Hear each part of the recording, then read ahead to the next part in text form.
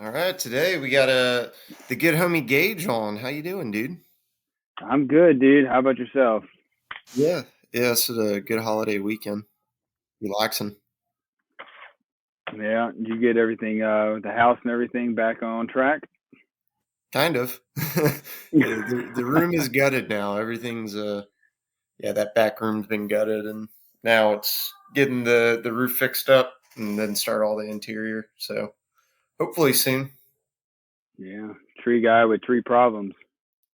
Oh yeah, tree problems taken care of. Just the Yeah, things I can't do. yeah, that's the truth, dude. Yeah, so congratulations, ISA certified arborist now, huh? Yeah, dude, that was a road, and you know that. I mean, you've been with me the whole step of the way. That was a lot. I failed it my first time by 2%, and then took it again and passed it by a good amount. So I was pretty pleased, and thank the Lord every day that I passed it. So, because you know how that is, it was rough. I mean, because a lot of the guys here, up in Pennsylvania, they went to college for all this stuff. They either have 2 or 4 year degrees, and some of them have problems passing it, and some don't. They just pass it with 99s. Like some people we know and with Sox and Freeman and stuff. They're Yeah, D Money, dude, crush that test. yeah, make everybody sound stupid. Then. Yeah, well, I mean, he's one of those guys too. He had his 4 year degree, and he's been, I mean, from Clemson, and he's been working in trees for a long time. I mean, even prior to Clemson, and he's just a smart dude. Yeah. By far one of the best foremen I know. Oh yeah, Um, dude. Good leader. Um, Knows what the hell he's doing, and shares it. It's one yeah, of those that's the guys. biggest thing. Sharing stuff in this industry. We need more people like that, I believe, that would like to share their knowledge instead of trying to just show off. Yeah, for But sure. So, but yeah, just left South Carolina. You're back in PA. How are you liking it? You missing South Carolina yet? I miss sometimes climbing pine trees, and I think the reason why that is because I think they're it's easier to climb pine trees than it is hardwoods all day. But I know you guys down there, it's a lot of hardwoods and stuff like that. But I think the biggest thing is, Chris, and we talk about this all the time, dude, is up here they sell a lot of pruning jobs compared to down south, I believe, or just company specific. But up here we do a lot of crown reductions, crown thinning, crown cleanings, and stuff like that. And I enjoy that stuff. Removals are great, but sometimes just trying to figure out how to get out to that piece of deadwood or how to do a crown reduction that is 3 to 4 feet all the way around a maple tree, dude, that's a challenge and it's a fun Yeah. one, especially when you're climbing. But down south, I don't think I've done it in the past 3 4 years. I was down there in South Carolina. I don't think I did a crown reduction once down there. No, I mean, I've done them at Sox and Freeman, and I mean, I've done some. I kind of sell on my own, um, but I don't know. People see my skills on removals, and they'd rather, at least people that hire me and stuff. I don't think anyone that really wants to hire me to contract climb wants me to prune. Unfortunately, some of them should do that, but Well, that or they don't know that you actually can limb walk, you know? yeah, that's a huge one, man. It's a like I said, I contracted for a landscaper a while back. A buddy I used to skate with a lot when I was younger, and it blew his mind. That was doing a couple limb walks, not even anything like super gnarly, and he was taking photos, and his guys were getting hyped and stuff, and yeah, it was pretty cool. And they told me that they've used other tree guys too, and they're like, yeah, they don't know how to do that. Yeah, that's crazy. I know I've heard that and a few other stories. I mean, definitely because me and you contracted for a while down there, and dude, you find some people, man. And really, like they're in the tree industry, but you meet them and they're like they didn't know what the tree industry was until they see you or me or somebody with our caliber of climbing in a tree, and they're like, "You have to be the best climber in the world." And I'm like, "Nope, there's a lot of people better than me." Yeah, And they're like, "There's no way somebody's better than you, Gage." And I'm like, "Dude, there's like a million people." I don't know about quite a million, but there's definitely a lot. I mean, we've got a lot of heavy hitters on the East Coast, and I mean, even in Columbia area alone, there's a lot of silent killers. And Yeah, Charlotte's pretty like gnarly. A lot of good climbers through there. Greensboro and Raleigh, Nashville, and Tennessee's good yeah, ones. I know a couple in yeah. Florida. Like the Trias, dude. Everything you tell me about them, it just sounds like they have like the caliber of guys up there to just like run stuff like all Yeah, over, you know. So I want to get up there to them. and passionate. So they're super passionate. Yeah, that's the biggest part. One of the things I was going to talk to you about on here, and just because it just happened throughout this past week, I was helping train another foreman, and he's new. He came from line clearance and stuff, and a lot of the guys up north, they're good climbers. They're just so they grab onto their bucket truck. So they'll use their bucket truck and they'll ram and jam that thing in there until, and then once they get it in there, they'll work whatever angle they need to before they have to climb. And there's nothing wrong with that. Everybody grew up differently in our industry. Yeah. But the biggest thing that I've found up here is just having a positive like atmosphere at work. Just being there for each other, kind of like when me and you work together, and we're always just positive, just spreading good vibes and having a good time. You don't find that everywhere in this industry anymore. What I've noticed more about the industry is you're finding a lot of 9 to 5 guys, Yeah. and there's nothing wrong with that. Make your money and go home. But I've also found that with that 9 to 5 comes a lack of safety at times too, Yeah. where people don't want to learn new techniques. Instead of learning new techniques, they just want to keep climbing on their top line, or they want to Yeah. keep climbing on their Blake's hitch. Yeah. And And instead, sometimes it's not even the argument of safety. It's just like just better production. I feel like, oh yeah, being able to speed that process up much quicker, selling work easier. But yeah, I mean, safety is a big thing too. I know guys that won't. I've met guys down here that still don't even want to use a climb line. They just want to run a lanyard. dude. I had a conversation with a young foreman last week, and he said, "Man, it is a lot harder to prune without spikes." And He's now, got just his to prune spike. clarify, this guy does not climb with spikes or prune with spikes in the company I work for. I was a previous company. The company I work for right now is a very prestigious, a great company, very industry minded, and they're on the up and up of everything, really, in my opinion. But he said that to me, and I said, "Dude, you don't need that." Yeah. And he's like, "Well, I can't do limb walks without him." I said, "Okay." Well, we went up and we did a crown cleaning of a giant silver maple up here, and he was double roping because he didn't know how to single rope, and I said, "There's no big deal. I mean, you know me, I double roped for at least 3 years of my career."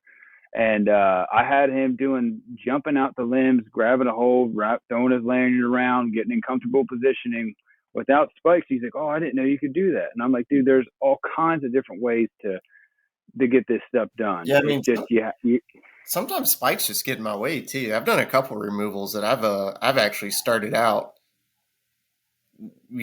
without spurs for 3/4 of the removal. Like, I know I've been there. yeah. It's looking at a tree and I'm Like, like, man, this is going to be so much easier. Just don't worry about the spurs, SRT up, set my rigging, and do majority of the removal. I mean, you can do everything till just about the top.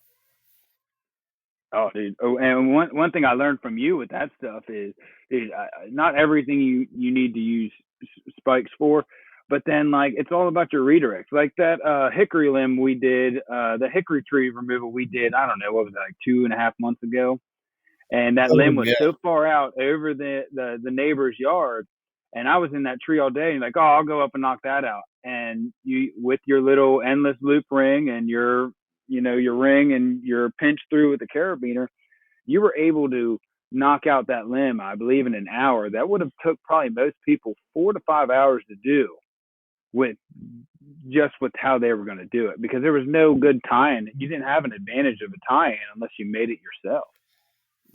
No, yeah, that limb was a pain. I'm glad you let me do that too. I was like, man, he's tired.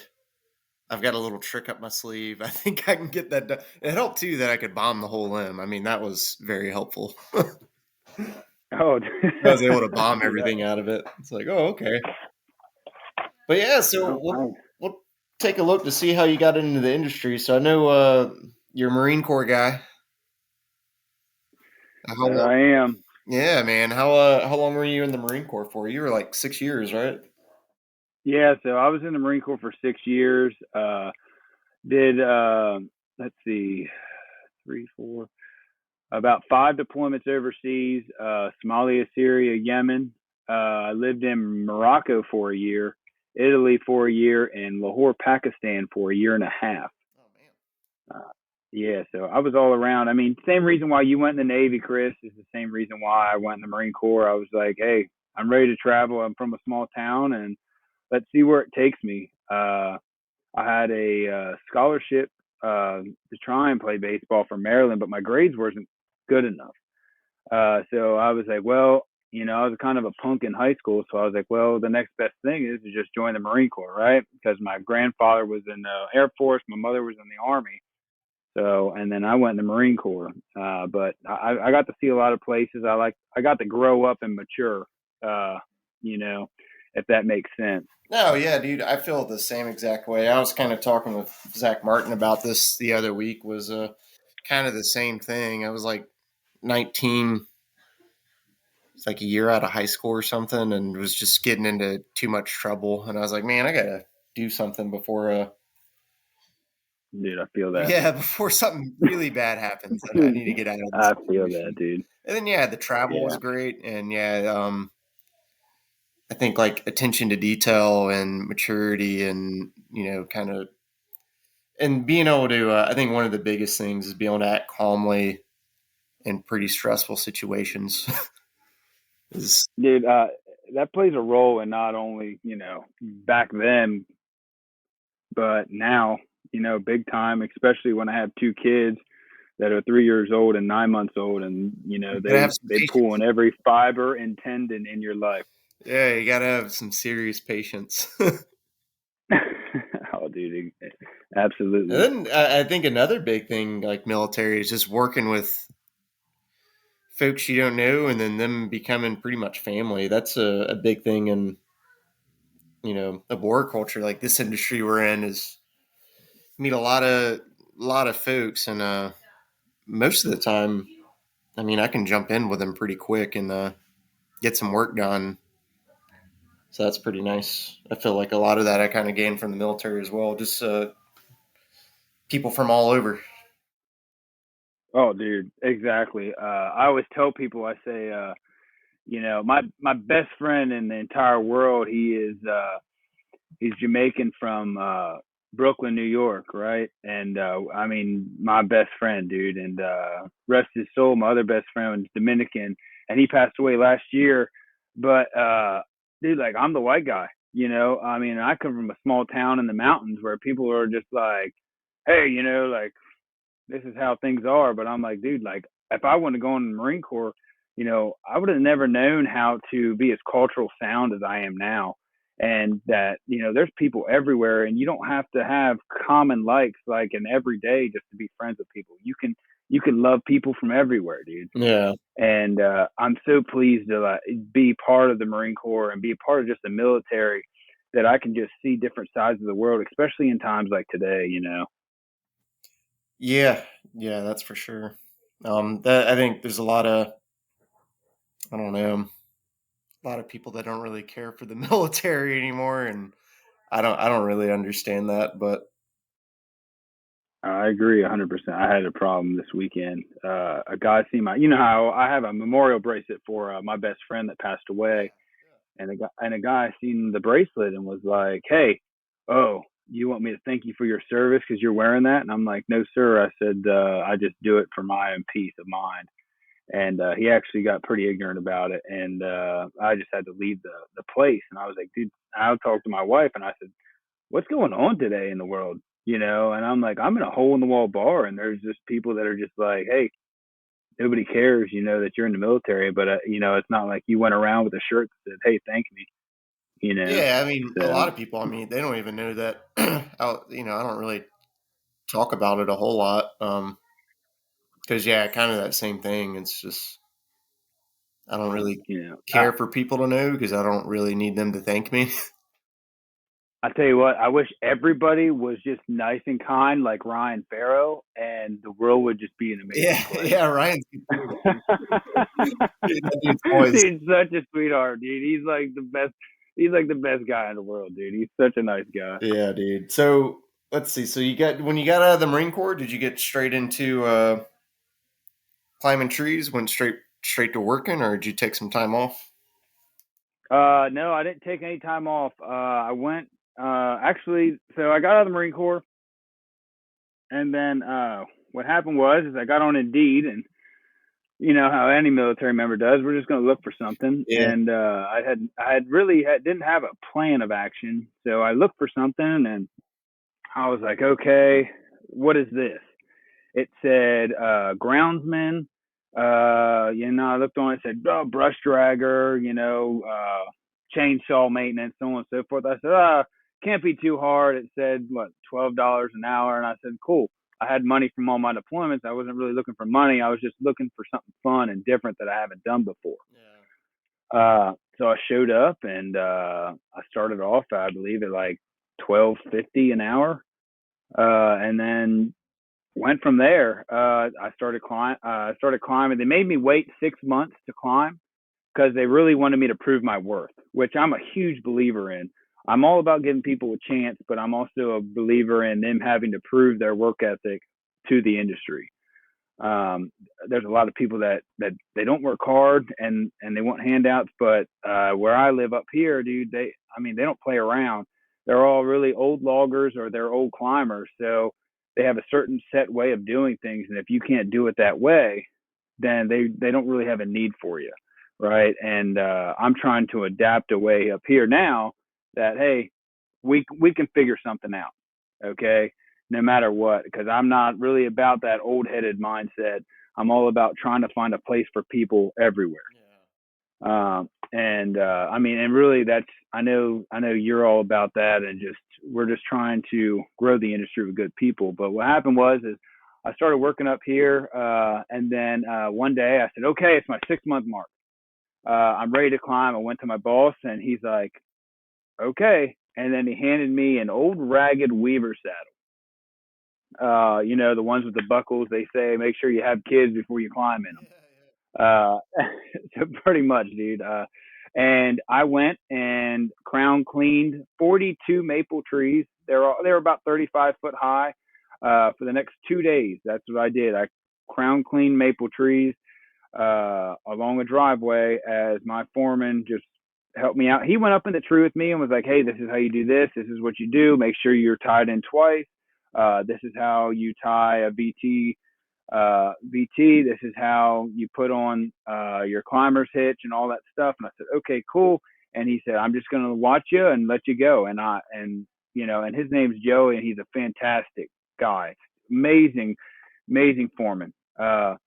And pretty much, I just did that. And he's like, "Hey, your legs are going to feel like jello tomorrow." And I woke up and I could barely stand because I was up and down a tree all day long, double roping.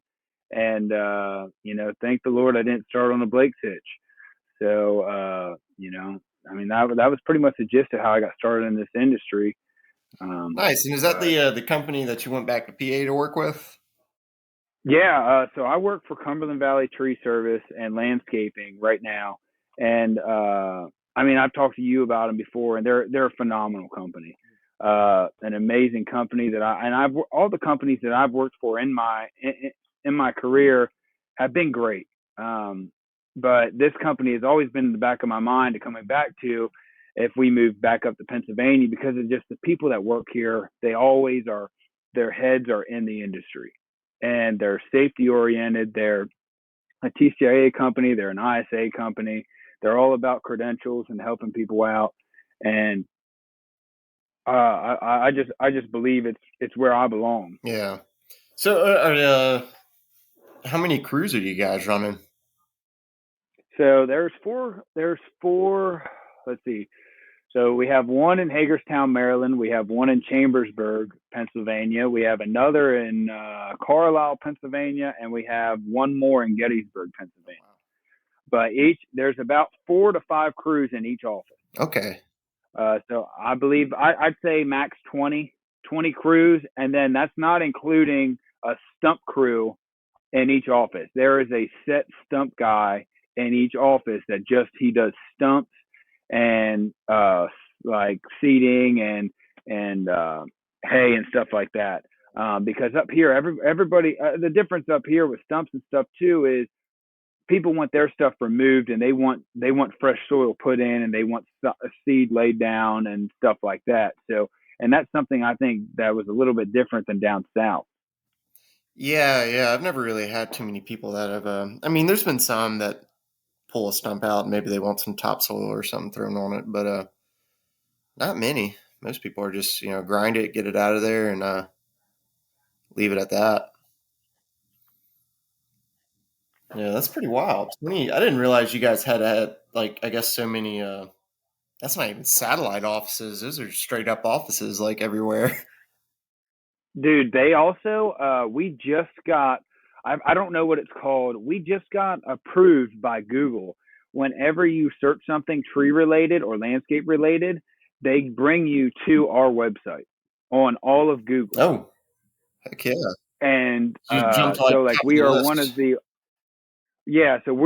the only approved sites for information, I guess, industry related, just because we have so many board certified master arborists on site. We have horticulturalists. We have several certified arborists. Like most companies, it would have been a big deal for me to be ISA certified. Here, it was a big deal, but they're like, all right, cool, man. Yeah. Glad you conform to the rest of us, and they're happy with it. It's a big deal to me, it's a big deal to them, but at the end of the day, there's a lot here. So like, to me, there's so much to learn. There's so many possibilities in moving forward in my career alone, let alone somebody that starts at the very bottom and works their way And up. definitely there, I feel like you're going to have a lot of opportunity. I agree. We talked about this a while ago. One of the guys here, his name's Aaron Feathers, and he's a phenomenal climber, an absolute just beast of a human being in the tree. And he's also a fantastic leader. And him and Derek Martin grew up together in the industry pretty much. And so a lot of the stuff that Derek knows, Aaron knows. So it's really cool to just see their competitiveness in the tree. Aaron, one story that happened to me a while ago. I mean, this was 4 or 5 years ago. There's a state champion black oak in Pennsylvania. Well, my foreman and me had to go crown clean this black oak. Well, Aaron was like, "Oh, I'll go along," because he's a safety and manager guy, and they SRT'd up this thing like 140 feet, right? Okay. The tree I think was like 150 feet tall, so maybe like 130. And I'm just little old Gage down there, probably 4 months into climbing. I'm double roping my tail up there, like 130 feet. So I'm going up, and we spent 8 hours in the tree, 3 of us, crown cleaning the whole tree and everything. And then I seen my foreman Chris go down, and I said, okay, what does any other groundsman do? He just follows his foreman. And I said, okay, let's go back down. Aaron watches me go down. He lets me go down about another 50 feet. And he goes, hey, Gage, you want to get back up here? There's still deadwood. And I said, dude, yes, sir. Cause I'm okay. You tell me what to do and I'll do it. And I said, yes, sir. I said, let's go get it. And then I went back up and I went back down, and he's like, hey, Gage, there's still more deadwood up here. So I climbed up back again and did it again. And Aaron's like, honestly, man, I just wanted to see how far I could take you because that is going to show me how far I can teach you. Yeah. And that's something that taught me something in this industry, like, and just in my head, as a human being, of how far I could be pushed in a tree. And then also just how far I might be able to help other people in different ways. Because I believe everybody has a different set of learning, and how you might learn is different from how I might learn. But how I lead people, you have to have different sets of leading for each individual. You know, like you might learn differently from me teaching you something than, say, James Davis might teach you. You know, so I mean, it's just awesome at how many different possibilities there is. Yeah, that's for sure. So, yeah, so you left out of PA. How long were you with Cumberland before you came down to South Carolina? I think I was with them about a year and a half, almost 2 years. Yeah, right around there.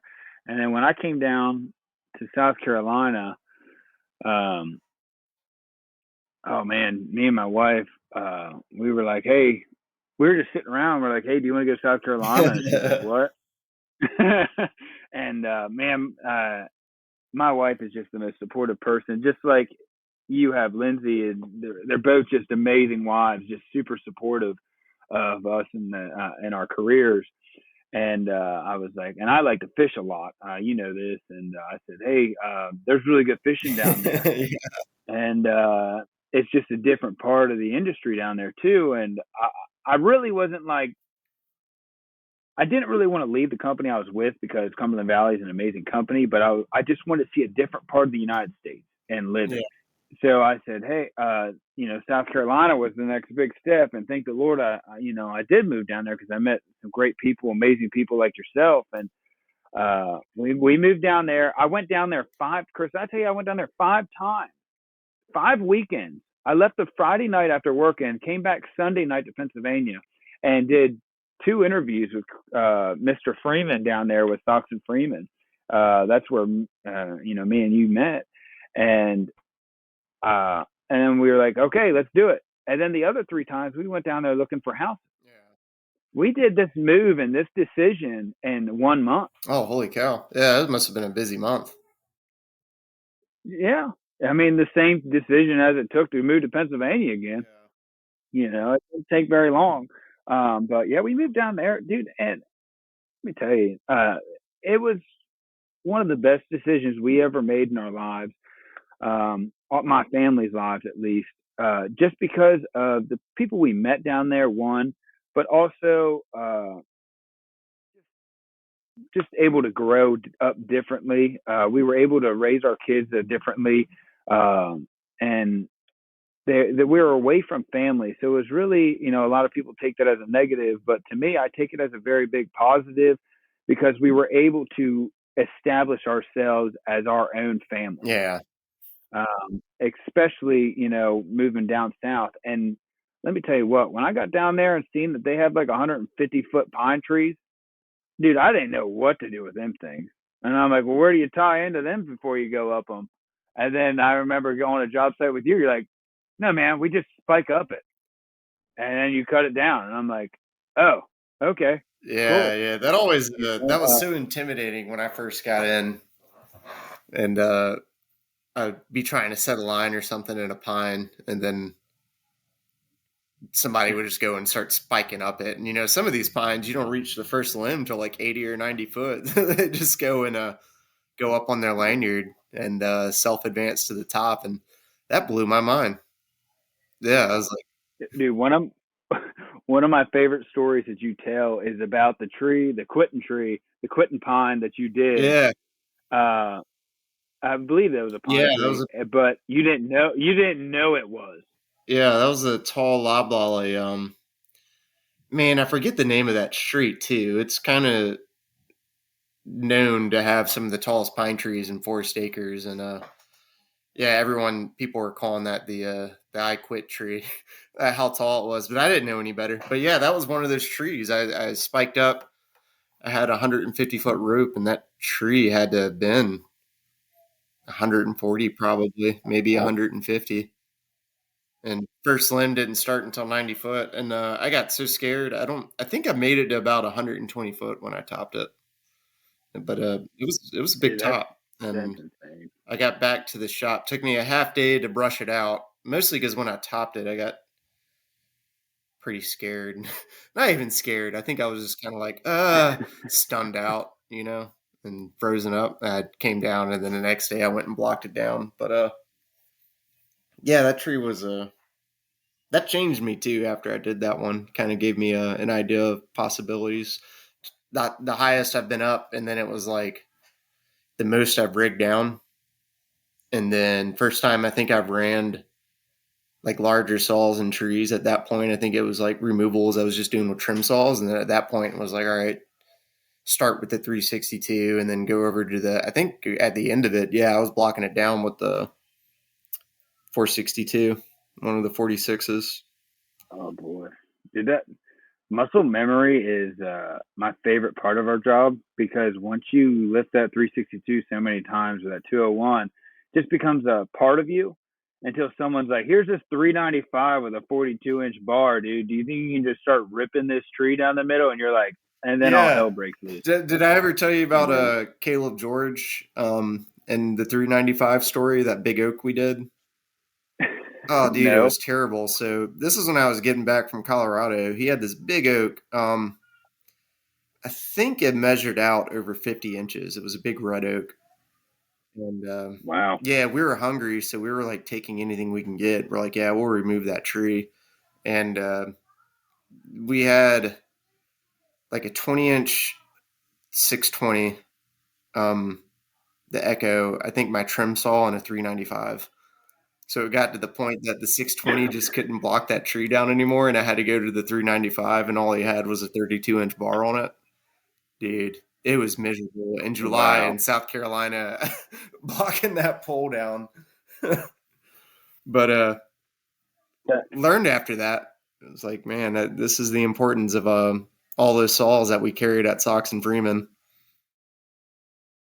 dude, the biggest job I did at Stocks and Freeman. I don't remember if you. It was that like 3 or 4 day sweet gum I Yeah, cut yeah, I down. remember that. Dude, it had 3 stems, and they were all at least 4 foot in diameter. I mean, they were just Sweet gums get giant. big in here, I man. I mean, mean, close to the wetlands. I mean, it's all kind of wetlands. It feels like sometimes. which is crazy. Up here, when you'll have to come up and visit, and I know a lot of the guys, if they're up in this northern region here, they'll know, dude. Sycamore trees get outrageously giant up here, like monstrosities. Yeah, And it's intimidating. Like when I first moved up here, I was like, "Holy crap, that sycamore is a they're giant tree." like And they're like, "Oh man. no, that's not a giant," They're fun to climb. Um, They're not fun to do. absolutely, Yeah, they're not fun once you but start processing it. yeah, but yeah, jobs like that, sweet gum and stuff like that. That is, I think, what made me who I am today. Because I didn't know much. My foreman was injured, so he couldn't. He was hurt, and there was nothing that he could do. So they're like, "Hey, Gage, you're climbing for the next week," and I said, "Okay, great, whatever." And I show up, this 3 4 stem sweet gum that's just covered in ivy over 3 or 4 houses, and right to literally below it was a 10 foot canal drainage ditch that was like 15 feet Yeah, wide underneath of it. I remember that tree. I think you And showed I'm me a like, photo, and it was like right on a house. I felt like it wasn't like right off the corner or well, something. and it was so bad. It was such a scary tree for me, and it was such a learning week that I learned how to push past my fear. That's the biggest part of this job for me, is learning how to push past certain fears and getting comfortable with my gear. I actually, there was another climber there. He wasn't, I think he had like a year and a half, 2 years in the industry. And at the time, I think I was 3.5, 4 years in, and he wouldn't climb the tree. He was scared to death to just go up 10 feet on it. And it's everybody's different comfort level. But I remember I had to do a lot of span rigging, a lot of just just some crazy stuff that I didn't know much about. My foreman was just like, "Hey, Gage, let's try and set this up." And I said, Yeah. "Okay, you just tell me what I Well, you need to were with do." Will at that time, And right? Yeah, yeah, yep. And Will's very, Will's a very badass. knowledgeable.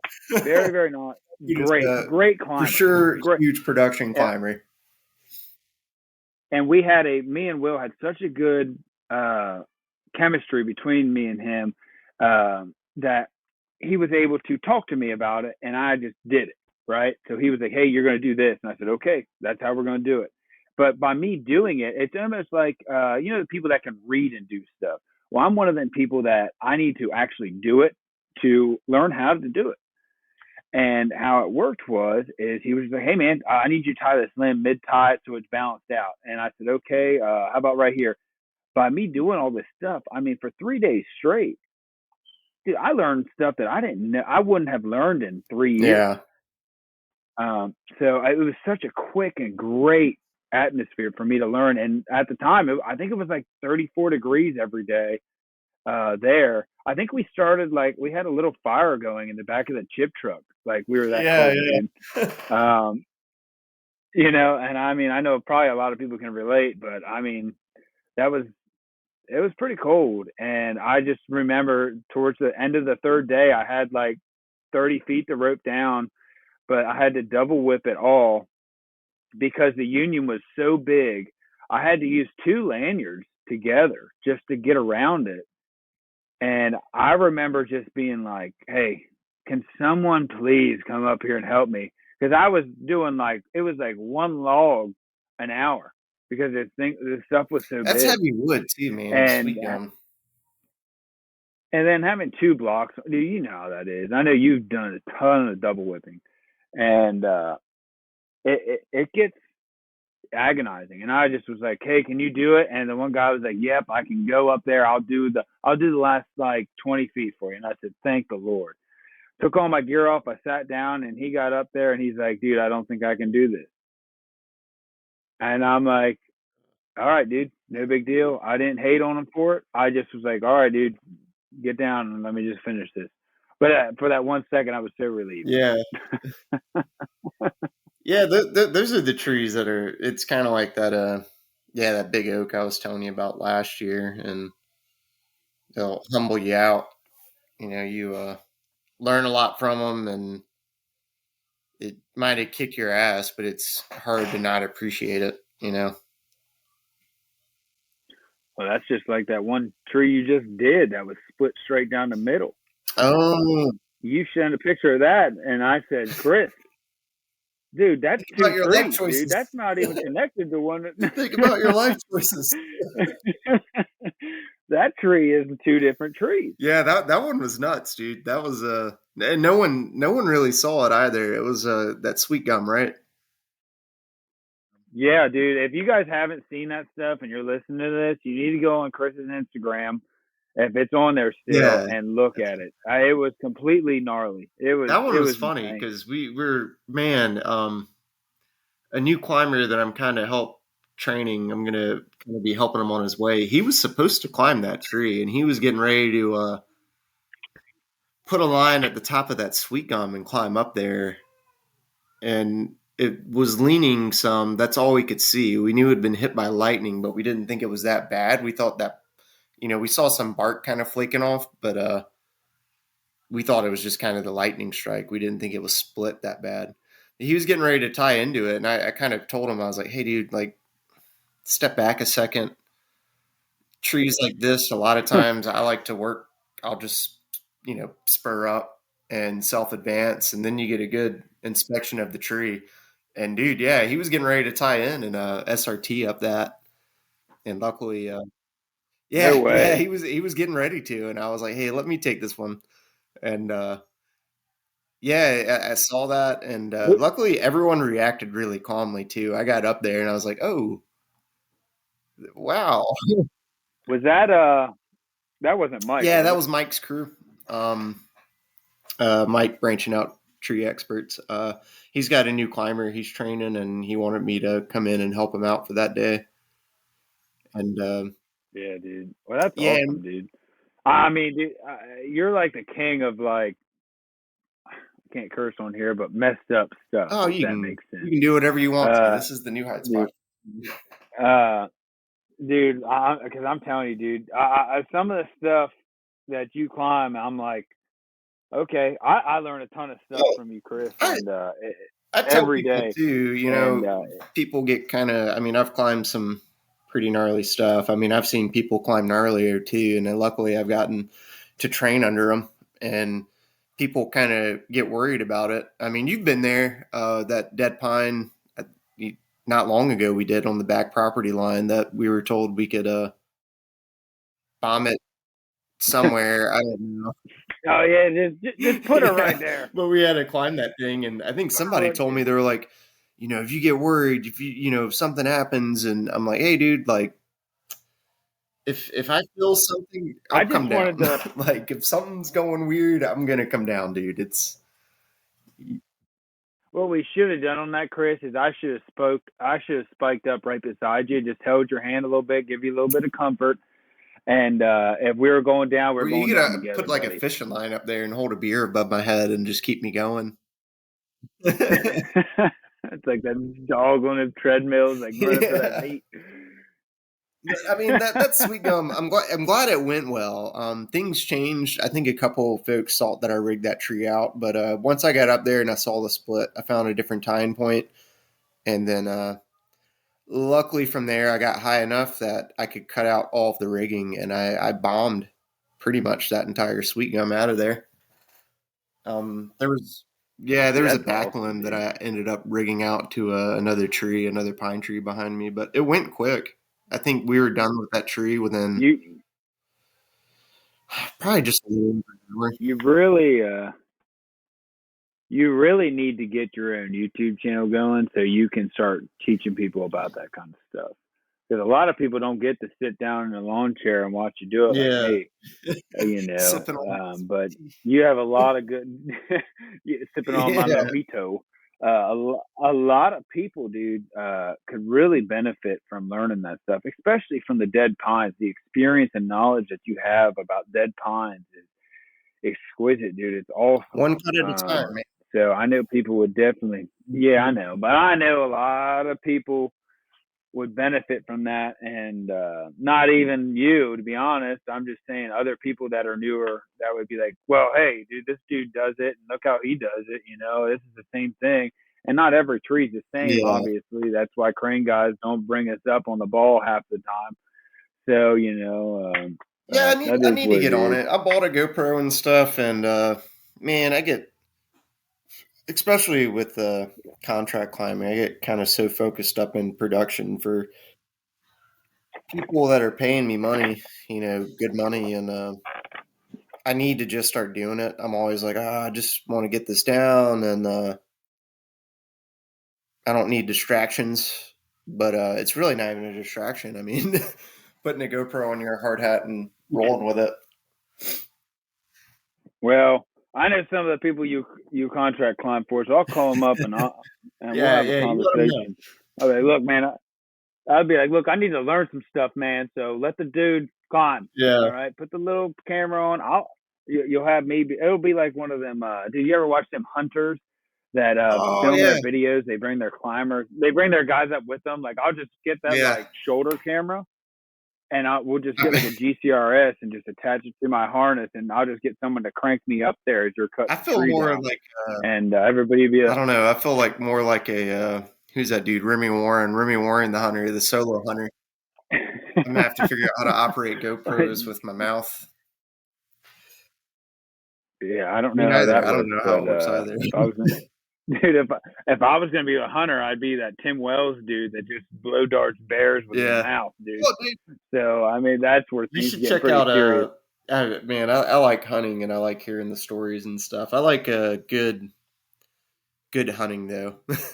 I'm not, but Remy Warren, and he's a savage, dude. He's got this podcast. You'd probably really like it, dude. He does some fishing and stuff too. Cutting the Distance or something like that. I think that's what it is, or Live Wild. He's had a couple, but he does solo hunts, and he records and does all these things himself while mostly he's bow hunting. and it's pretty cool to hear. Yeah, Oh, yeah, really? and he had a hand surgery, and his draw hands kind of out, and he's figured out.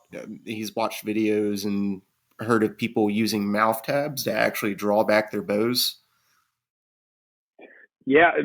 So quick, I don't mean to cut you off. My uncle, from my adopted side, because I'm adopted, everybody, here you go. But anyways, he lost his arm in a motorcycle Yeah, accident, and he shot a compound bow with his foot and his mouth. dude.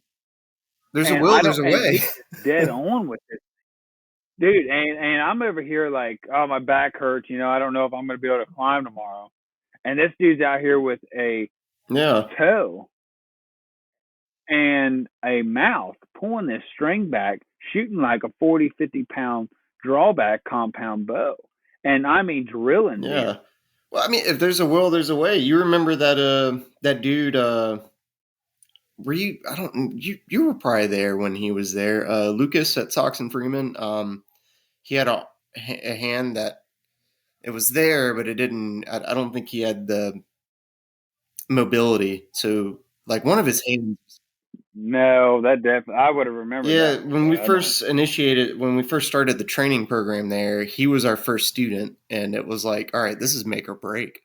Like, we just got in charge of figuring out how to get this. I mean, he wasn't completely one-handed, but it was pretty close. Did he put forth He an did, effort, I dude. bet Yeah, you. that kid, he had a lot of heart. So that you remember that the pecan there we trained in. It was funny. I remember our Yeah. first week of training in it. This is the first week training's ever started. Our first climber. I think it was Casey and I were hanging out on the roof, and that tree, is it a codom? There was something in it, and we had a swing set up going right between the codom and Oh, you talking about the moon yeah, shoot? yeah. So Casey and I, Yeah. we both hit it, and we were pretty stoked. And then this guy is 1 week into climbing, kind of one handed.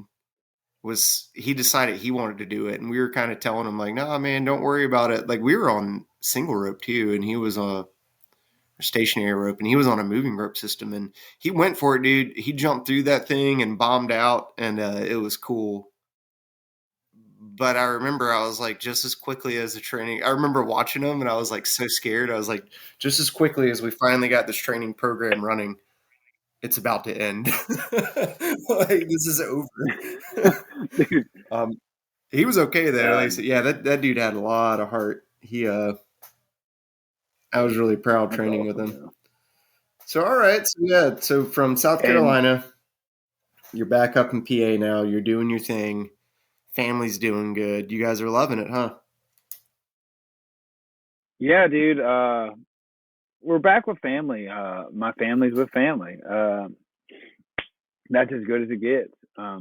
My wife, she means a lot to me, and my two kids, they're the world. And I grew up with my grandparents, and I want my kids and I want my wife to be around her parents, and I want my kids to be around their grandparents. Mhm. I mean, because Chris, I have no living family members on my side really, besides my grandfather and just maybe a few others. But family's important. Family is what makes you happy. Family is what makes your job happy. Yeah, And this being like a tree podcast, dude, I couldn't do this stuff day to day without my wife's approval, because what we do every day is yeah, crazy, right? And she supports me. She loves it. She loves that I'm happy. She loves that I get that adrenaline rush, breaking it back to the Marine Corps. That adrenaline rush from being in theater and all that other stuff, but I get that and the camaraderie, meeting people like you or people like James and Derek and Will and some of the people up here that are phenomenal climbers, phenomenal people yeah, in general. That's a big part of my life. And I know that moving back up here to Pennsylvania, it was a whole nother bargain. Uh, but I had more to give the company now than I did when I left. Yeah, you're almost 4 probably a years ago. much different person too. I mean, especially, I mean, your work ethics and what you can do and what you can bring to the table. But even as a person, I mean, you do a lot of growing in just a year, especially now. I mean, kids, and you just had your second child. It's growing as people. I mean, much different than you probably were 4 years ago. Oh, absolutely. And there's and we talk about this all the time, but there's still so much to learn. There's Yeah, so much stuff going on. I mean, just the other day, I think I messaged Ryan Farrow and was like, "Hey, dude, do you know anything about this spicy noodle company? Because I really want to get some stuff spliced because I'm always looking for different redirect options." And he's like, "Dude," explaining how great of a guy this is. He just goes, "Let me make you a video of how I do it."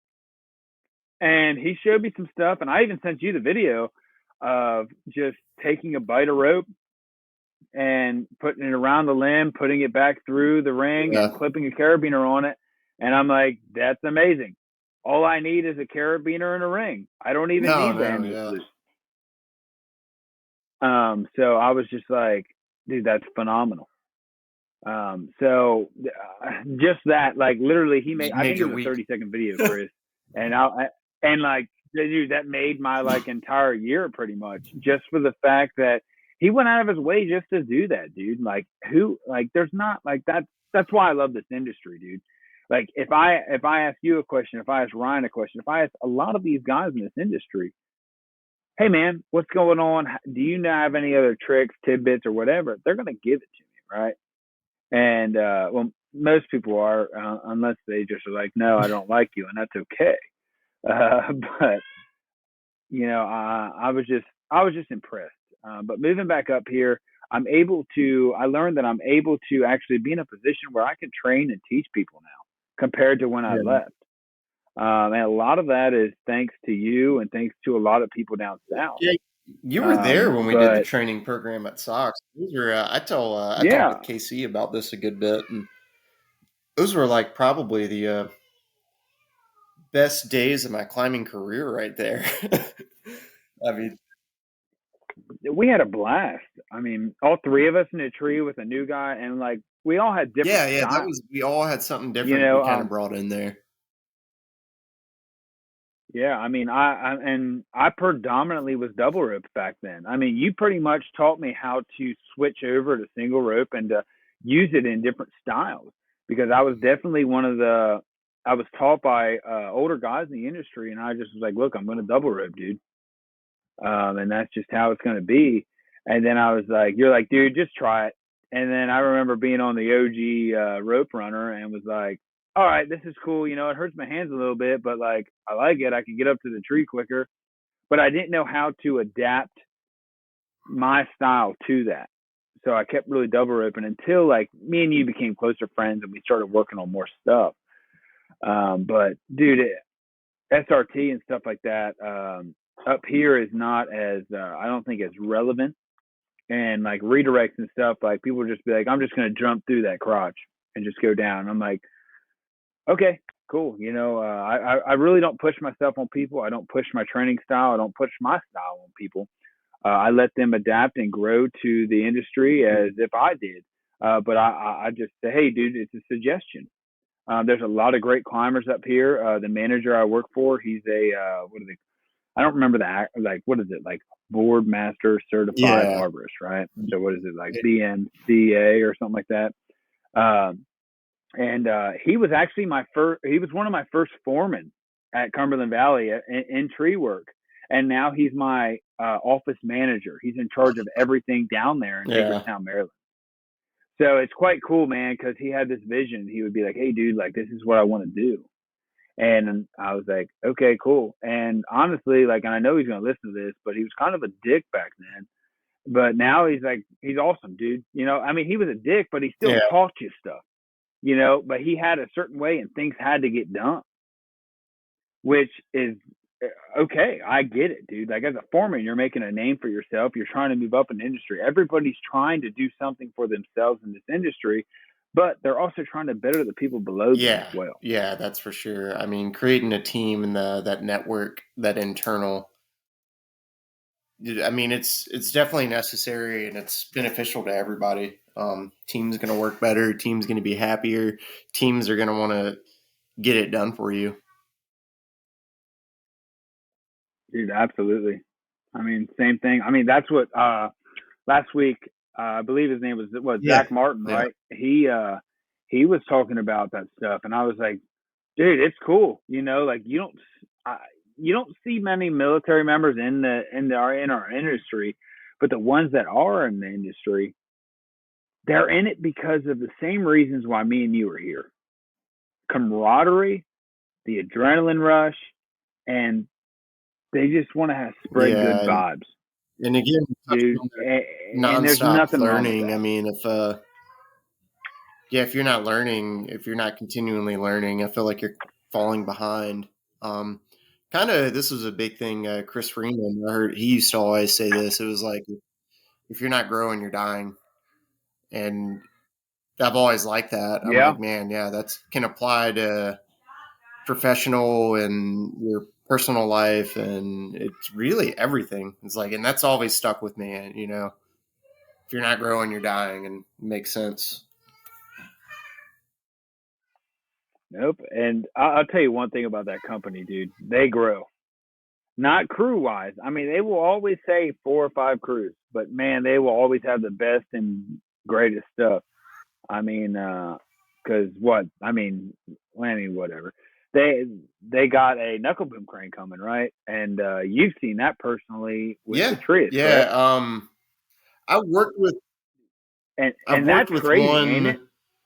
He used to run Sox and Freeman's satellite office. I want to say it was up. Yeah, they were in Rock Hill, and they kind of closed that division down. A lot of some of the trucks that we had on the lot at Sox came from there when they closed it down. Peter Herlin, I believe his name is. Good dude, really knows his stuff. PHC is huge into it. Cabling. He came down and taught all of us how to hand splice cable. And then he pulled the trigger on a knuckle boom crane when he started his company. And I got, Damn, he yeah, just yeah. went full He got out, a huh? smaller one. He's got a larger one now. That one was smaller. And I was pretty stoked. I was doing a lot of the crane work for Sox at that point, and Chris wanted us to demo, but kind of get a taste of what it was like. So he brought his knuckle boom crane down, and I got to work with it for the day. Will was supposed to work with it, and I'm pretty stoked. He called out. So then they're like, Chris, you get to go do this. And I was like, oh, hell yeah, dude. um, he didn't have the mech head. The Triest, I worked up there with them, and they had a company at that point. They were subcontracting all of the knuckle boom workout to, and he had a mech head. Chris set CS Crane, CS Triangle, I can't remember, but certified arborist, really good at his stuff. They were like, yeah, bring your climbing gear. You might have to go up and do a couple picks. And I got out there and I went and kind of like walked the property with the operator and another dude there, Vincent Cute. And the operator was just like, no, it was like 18 trees or something. They varied in diameter, but he was just like, no, 2 setups. I'll pick all this. And did like 18 removals by lunchtime. And the dude showed up late. Dude showed up like he was like 30 minutes late and just crushed it. Dude, But yeah, I that's mean, awesome, Sox and dude. Freeman's getting ready to get one, and that's going to be a complete game changer. I've never understood why a company in Columbia hasn't had one with the. I mean, you've been around the amount of storm damage we'll get at points that a knuckle boom crane. What do they call that? Micro boost, Oh, micro the freeze, microburst.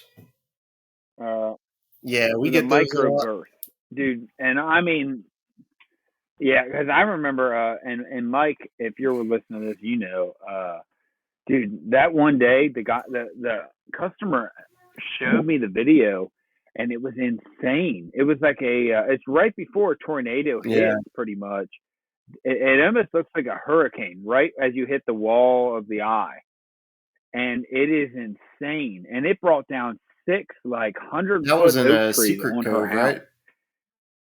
Yeah, Secret Yeah, over Cove. there at Secret Cove, right off of Lake Murray, I there in was Columbia, in that South Carolina. neighborhood.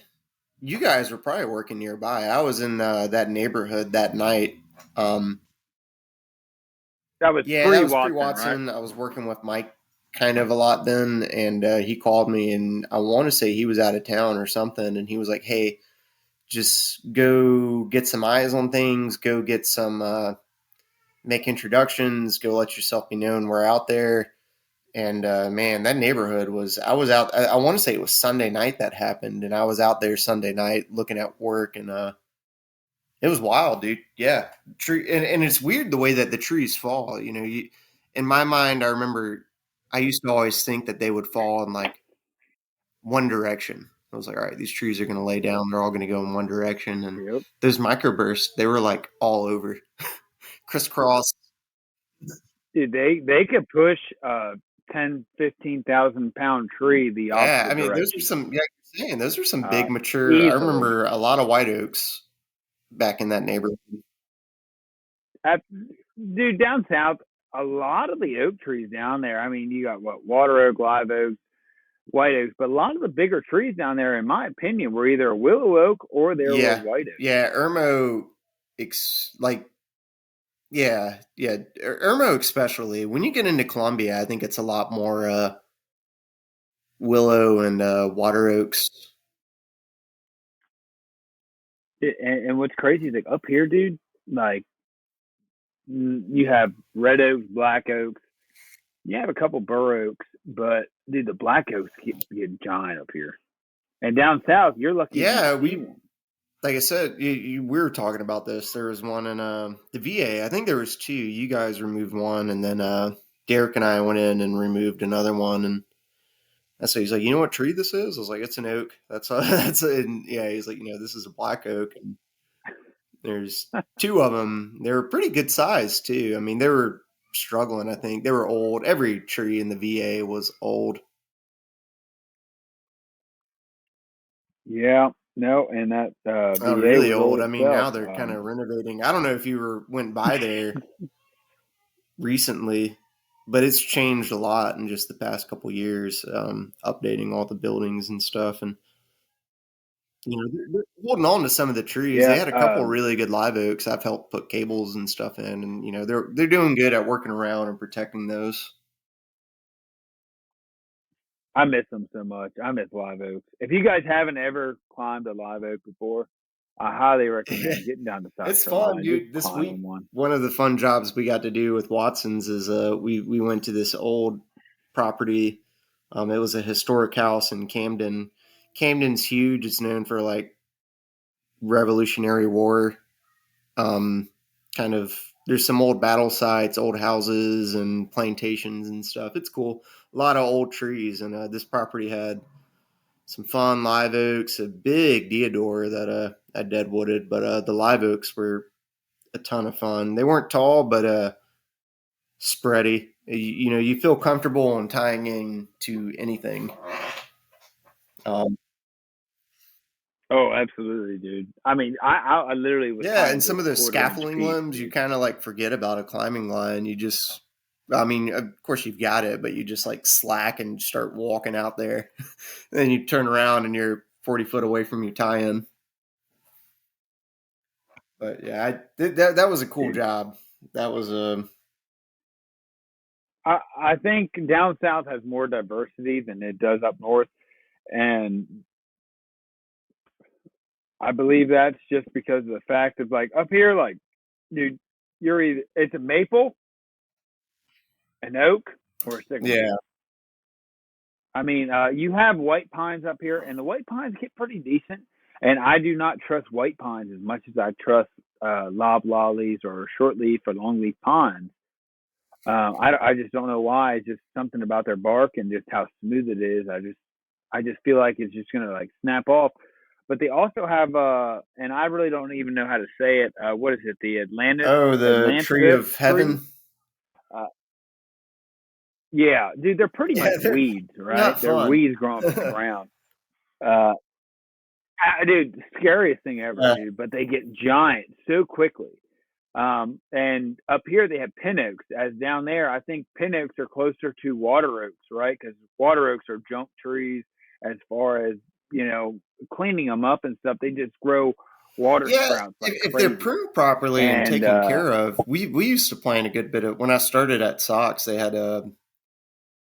they planted trees, and then the liability just got too much as far as trying to.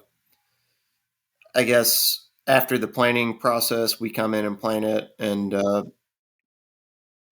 getting everything straight with like landscapers and stuff. So a lot of landscapers were coming in there and like overwatering trees that we just planted, and they would die. I mean, root rot and stuff. And then it would get back on socks, and we'd have to come in and buy another, not a mature juvenile 12-foot pin oak to go and put in there. We were doing a lot of pin oaks then, and it was such a liability. I mean, if we were able to take charge of the whole process, but some of those pin oaks we brought in were nice. We would plant them, come back in a couple once they got established, and do a little bit of pruning on them and some structure pruning.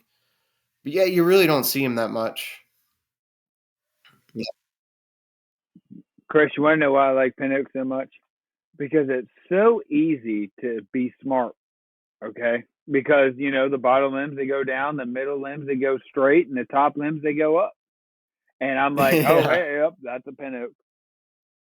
Because if people that know me, they know I am terrible at tree identification, and I don't know what it is. I It's the know fact what I of work around a just lot. So out I here, I'm pretty good at identifying trees. And then I remember going out to Colorado, I got lucky, and there's like only 7 species of trees that we mostly worked on, and that was pretty easy to remember.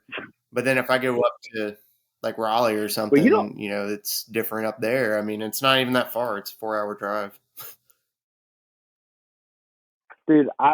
I listen to pretty much like a lot of your podcast, all of them. I listen to every one of them because I'm your only friend. You're faithful, man. I And appreciate you don't talk too much about Colorado, but you've told me a lot of stories about them, and I know I enjoy it. The weirdest thing ever is the lack of removals out there. And I remember you telling me about them, but you do a lot of what I think it was Yeah, it restoration was a pruning, lot of what correct? they would call full prunes, and it was like thin. You want to thin it, clean it, raise it, reduce it, and a lot of that just dealt with how much snow and ice that they would get in the winters, trying to prevent big breakouts and stuff.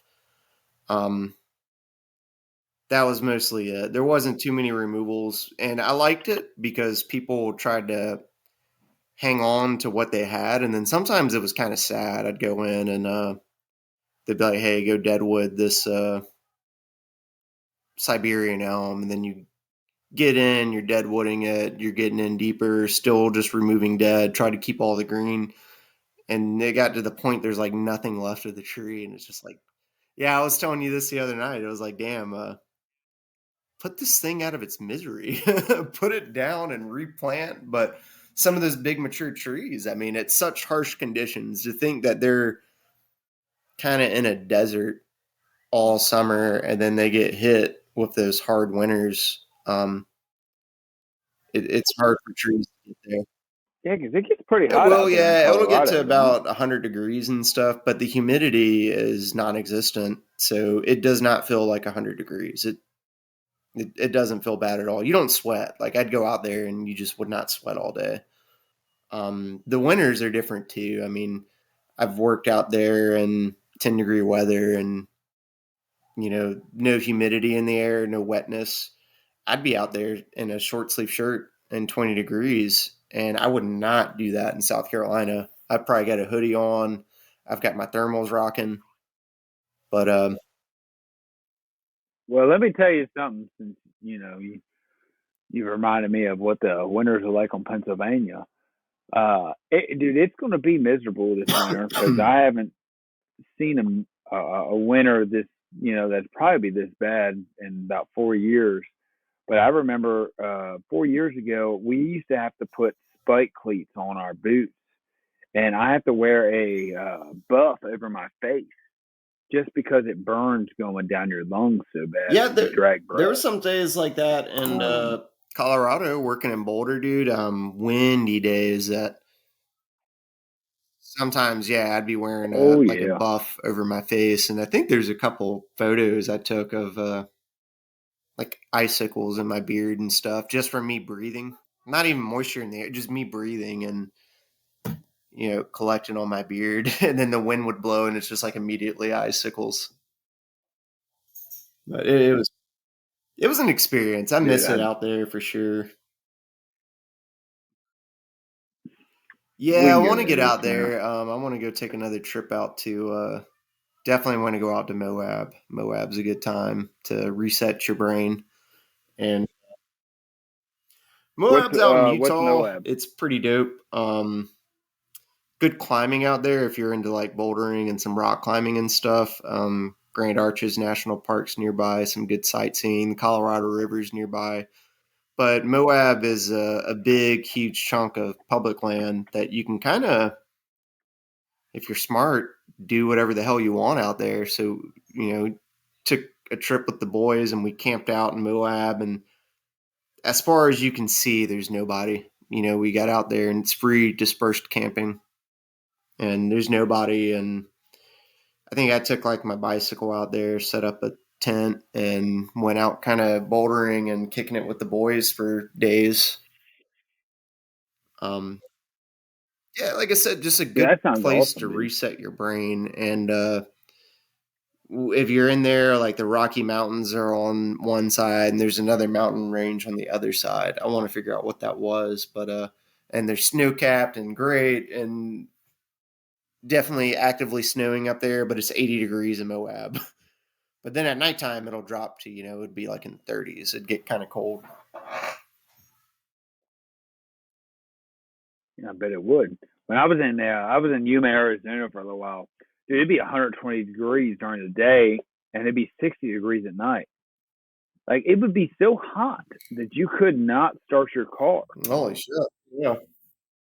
And I was at the point where I'm like, dude, this is miserable. What did the Marine Corps do to me?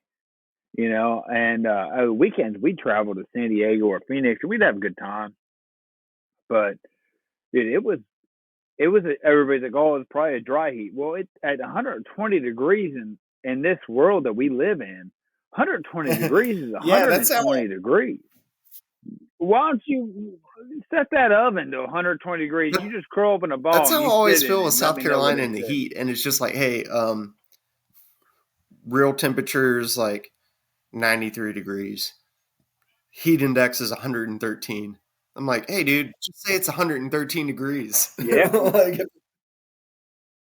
yeah, but the customers would be like, well, it's great that it's only 113 for y'all. And you'd be like, dude, like, seriously? it's a It's struggle. 113 degrees. I'm literally Yeah, 99 dude, it's degrees a from struggle. boiling. Man, this summer it was a human one, man. Yeah, dude, it's been a little rough. We had a good break there. I'm glad I left. I'm glad I Well, left in the beginning of August. I'll tell you that. And anybody never been to South Carolina in August?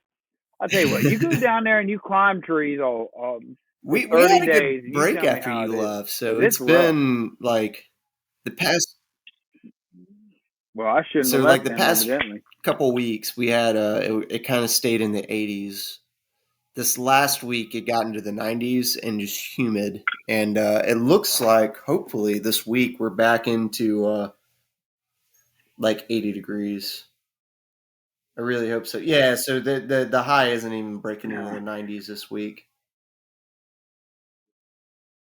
Yeah. Well, homie, let me explain to you what it is up here, right?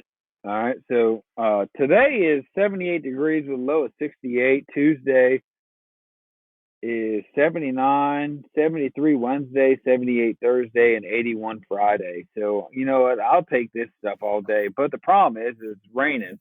And the company I work for, amazing company, but they don't discriminate. We work in the rain, the sunshine, and about Yeah. everything you can think of.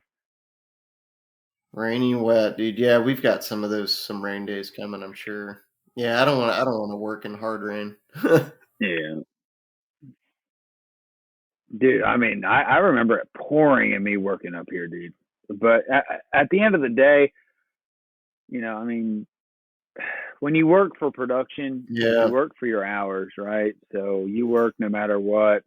Even if you are, I mean, uh, per se, I mean, disabled and stuff in the Marine Corps and everything. But at the end of the day, you're working for money. That's why we do all this, and that's why we love what we do. But we're lucky that we love what we do because we're able to get paid for it, right? Because you always hear about people working office jobs. I don't know how they do it, but I mean, I just Yeah, that's for I sure, love what we dude. So do. we'll keep pushing through this. So your future certifications, you said you got some plans, man. I'm stoked. Oh, I knew Well, you were gonna I'm ask about this, Chris. jealous. I'm Uh, jealous, dude. no. Well, how all this stuff works, dude, is I pay for it, then I pass it, or I pass it the second time, like my ISA.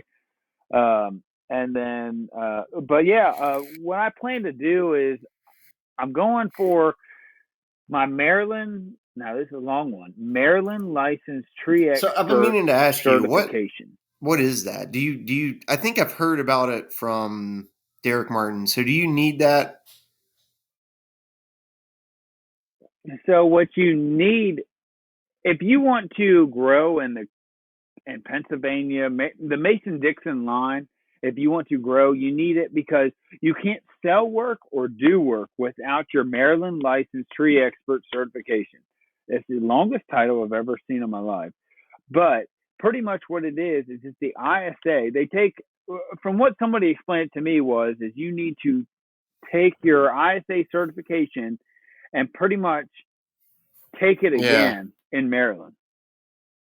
But the only difference is how in the ISA certification they try and trick you. They flip flop words. They say words that the Marine Corps doesn't You're too teach you. busy. You're eating So too many then crayons, you're man. like, hey, what? I Hey, like the mixing purple ones are pretty good. All right, them. I like grape. But what happens is you got to go and you got to take this test in person, and it's a lot of tree ID and stuff like that. Like they'll like the Coosa dogwoods and stuff like that. They'll show you pictures of the fruit and all that on the trees, and that you have to take them. But I have to wait until November in order to take it because you need 3 years under a licensed Maryland affiliate. It doesn't matter how many years I have in the industry. You have to be under a licensed Maryland tree expert for 3 years. Oh, wow. So do the foremen need to have that? So saying your division that works.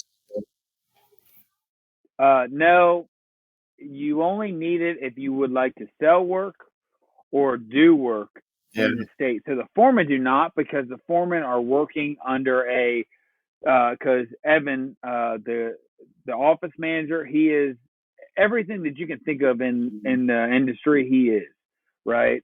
So pretty much he is a Maryland licensed tree expert. So we are able to work under his license as a blanket or Yeah. an umbrella if everybody like wants to be serious. But pretty much that is how it works. But if you would like to sell work or you really want to move up, anybody in this company, you have to go through the Maryland licensing Yeah. certification. So that's kind of cool that they put those in place. In Colorado, they were like that. So Denver and I want to say Boulder had a thing going that you couldn't. I don't think you could own a company without being a certified arborist at least. And then also, we were pretty big into saw protection. And then I figured out later that again in Boulder, you couldn't operate if you were in the air, you were fine. But if you're on the ground, you couldn't operate chainsaws unless you had chaps or chainsaw pants on. And those kind of things I can understand. I guess Maryland is there's some nice trees in Maryland. Like They're just like that. I don't know. Yeah, dude. Honestly, I have no idea what the reasoning behind it is. I think it's just states wanting to be different, to be honest with you. And it's nothing on the state itself. It's just a factor that um, the Gotta get northern them states are taxes, just man. different. Dude, it's the same with the concealed carry, except for now the Supreme Court changed it that you can get your Supreme Court carry and you don't Just need a reason another way behind of it. getting some money. But for them, I mean, and how I figured out how I needed to go about it was I emailed the director of the was it the Natural Resources of Forestry? They have some crazy names in Maryland. And I said, hey, I'm a certified arborist. I've been doing tree work for a certain amount of years. Blah blah blah. How do I go about getting this? And he's like, oh, you need to be under somebody that is Yeah. certified for Maryland for 3 years. And that kind of blew my mind. I was said, well, I know all your trees, I know all your stuff, I know how to do tree work. Why can't I just go and take the test? And if I pass it, that's great. If I don't, that's okay. As long as I have the years of experience. But and what they also say is that if you have a 2 to 4 year degree, all you need is 1 year of Oh, it's kind of experience like ice. under a Maryland person, right? Well, yeah, but at the same time, I know people that have a 2 to 4 year degree that I'm probably smarter than, and I can take the test and pass it. And they're still like, hey, nope, unless you have that credential, which, it's understandable. I didn't go to school for it. But, when you pass something, I guess you pass something. And when you consider certifications for all that throughout your years, Well, that means I'm more feeling a than kind of a anything ways else. about this Maryland thing. Let's move on. So you're doing CTSP and track as well? I'm feeling a Oh, ways towards them. Uh, dude, so CTSP, yeah. So CTSP and track, I believe you just need to go to a Yeah. workshop, and then CTSP, um, yeah, I mean, you really just have homework Yeah. and you have to take a test through it. But it all seems pretty straightforward. The TCA has done a fantastic job at helping people gain knowledge for the industry.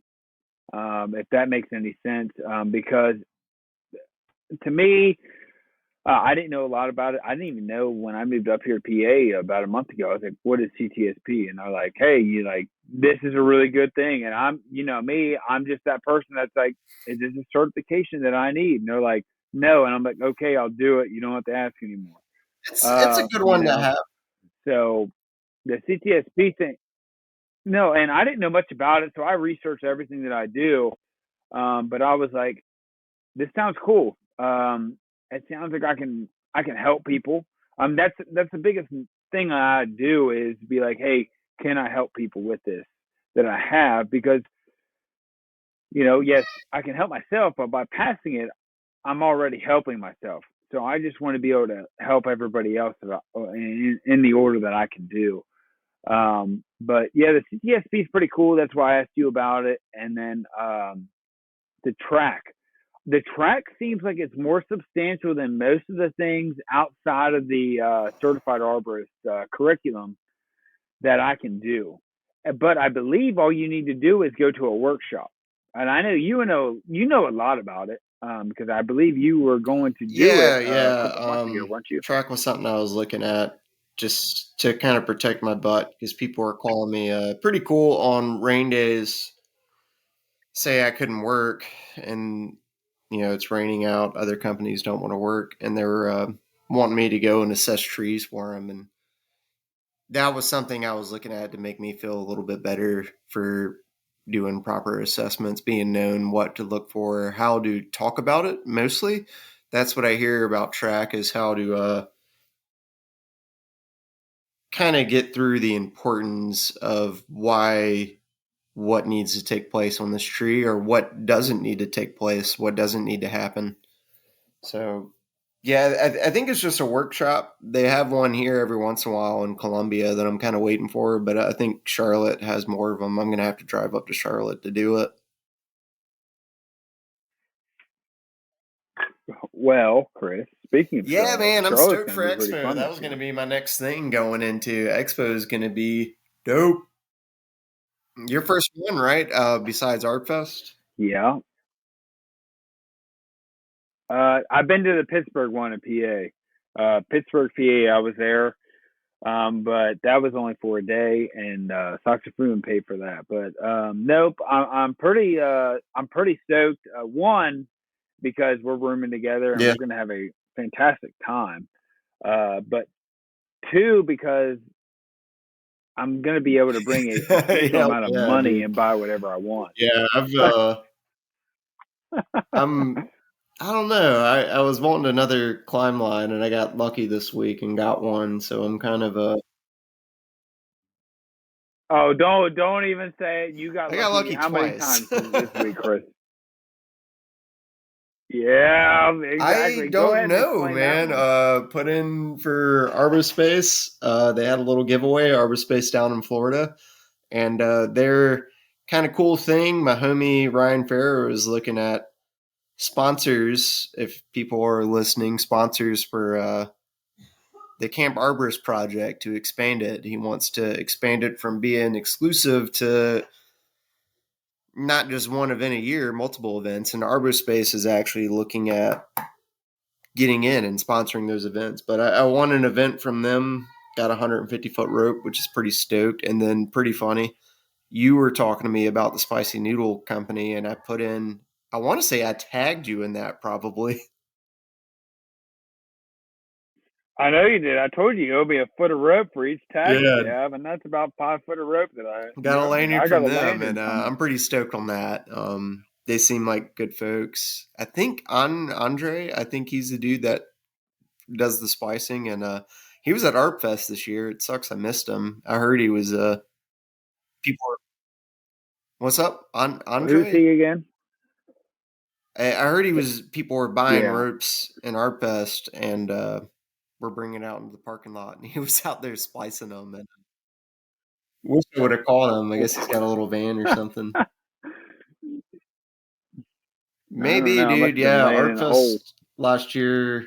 That was fun, dude. I came back from Artfest with a lot of gear, and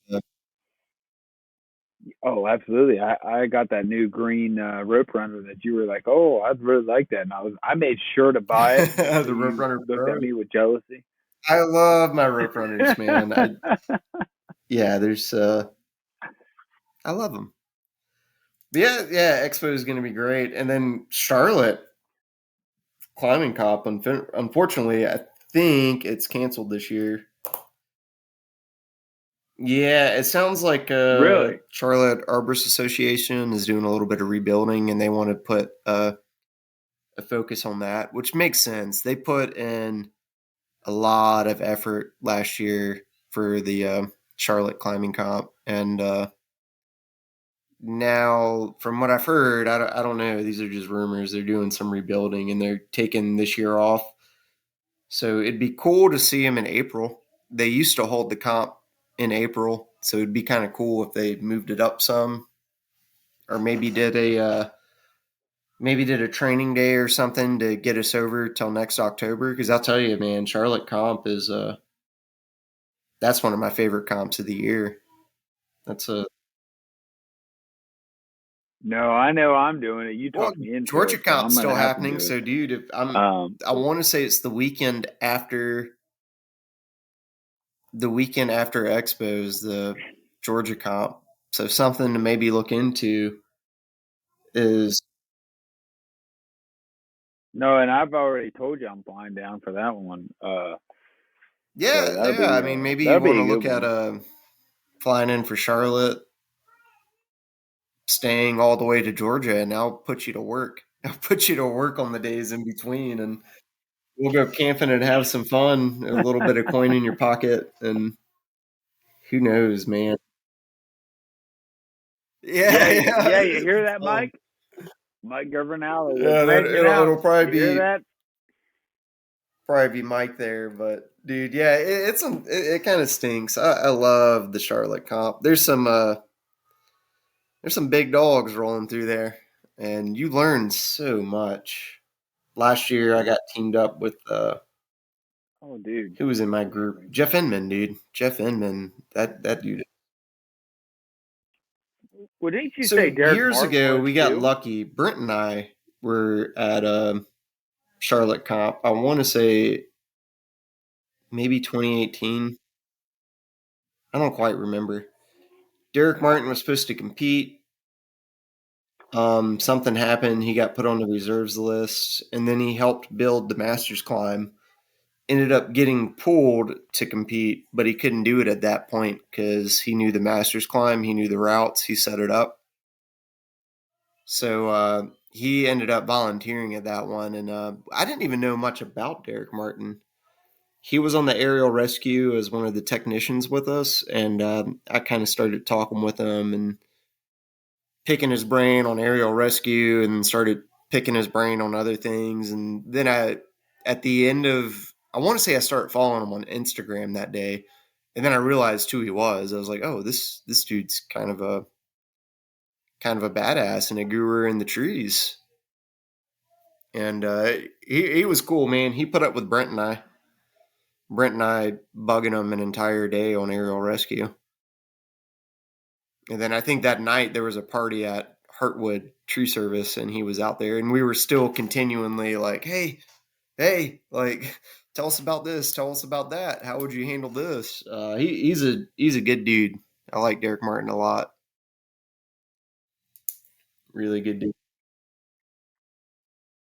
No, absolutely, dude. That's awesome. Yeah, because I remember he did the footlocker competition at the Art Fest at the one Bald brewery that Rock. we're at Yeah, with the Bald Rock tree stuff Brewery. and everything going on.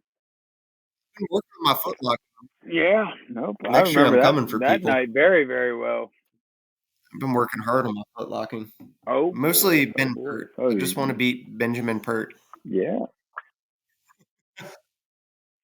Yeah, I'm just gonna use a foot I don't extender while know, everybody else dude. footlocks. I've been kind of. We set up a thing in Watson's one rain day to practice kind of climbing on for new climbers up in the angle irons. Set up a bolt, and I started footlocking that day a lot, and I was over and over and over again. And if I can keep my breath moving and keep going, I mean, dude, you can make some heavy strides footlocking on a secured footlock system. By the way, like, you know, you, Yeah, well, dude, the biggest footlocking I've ever seen in my life was by Mark Chisholm, and that dude like yeah, does he's a like tall six dude. foot Yeah, strides. Yeah, he's like 9 foot tall, and he legit will yeah. do 6 foot So strides. my first comp I went to, man, it was in Arkansas Hot Springs, a natural state tree climbing comp, and again, I got paired up with some really good climbers, and damn, his name's escaping me right now. James Earnhardt. James Earnhardt was in there, and he's got kind of the same build as Mark Chisholm. I don't think he's quite as buffed up as Mark Chisholm, but yeah, he's like 6'4", 6'5", maybe, and it blew my mind. He secured footlocked everything, um, the work climbs, the ARs, and so smooth, so fluent. But dude, like you're saying, each stride he got, it was like his height. It was like his feet were like touching his nose, and then step. Feet's touching his nose, and then step. Um, and that's what I've kind of picked up through. Ooh, footlocking is, yeah. I mean, you can really get that height in there compared to single rope. Granted, I'm not going to footlock during the workday. That's just not. Some days I do it on Oh, single rope for shits absolutely and not, giggles, dude. but And I say, dude, phenomenal footlocker that I know I'll is be. KC Cash. I say this because I know Dude, KC, and I'll. dude, he would whoop. But yeah, he's good, man. As far as a climber goes that I've got to watch their evolution, Casey's been, because when he came to Sox, he was just on I want to say he was just on a Blake's, and he just got introduced to. Yeah.